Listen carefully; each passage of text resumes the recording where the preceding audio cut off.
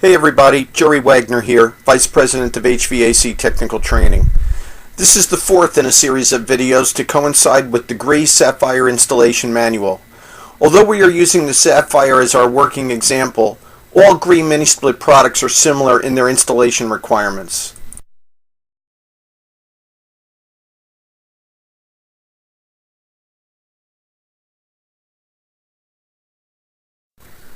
Let's start at page number 10 of the installation manual with the indoor unit installation. The mounting bracket for the indoor unit comes attached to the indoor unit from the factory. We need to find the horizontal center of the indoor unit. The 9000 BTU Sapphire indoor unit is 38 inches long. Half of that would be 19 inches, and that is the horizontal center.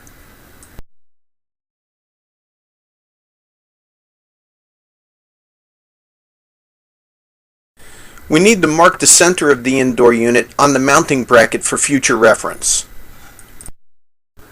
You need to keep in mind that the center of the mounting bracket is not the center of the indoor unit. We need to remove the mounting bracket from the indoor unit. To do that, we simply remove the single shipping screw. And that's exactly what it is. It's a shipping screw. You're not going to need it again. You can remove it and lose it.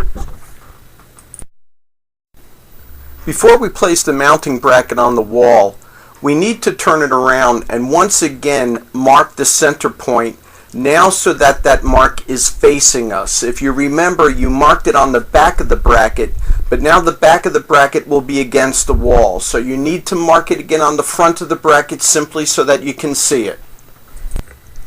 If you're centering the unit on the wall, use the centering mark that you made on the bracket. We need to make sure the mounting bracket is level, so ultimately the indoor unit will be mounted level. We do not need to pitch the unit in order for it to drain. The condensate drain internal to the unit is properly pitched for drainage. It's time to mount the bracket to the wall.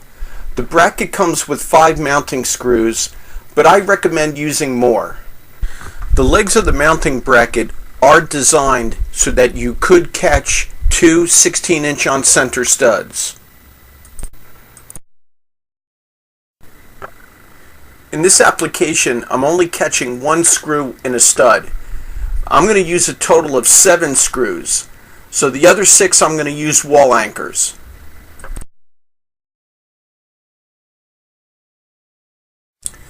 I recommend placing a screw at the upper corners of the bracket. If the indoor unit is going to pull away from the wall, that's where it's going to happen. So best to avoid a sagging indoor unit by doing this now.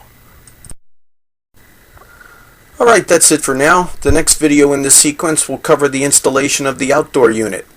Thanks and talk to you soon.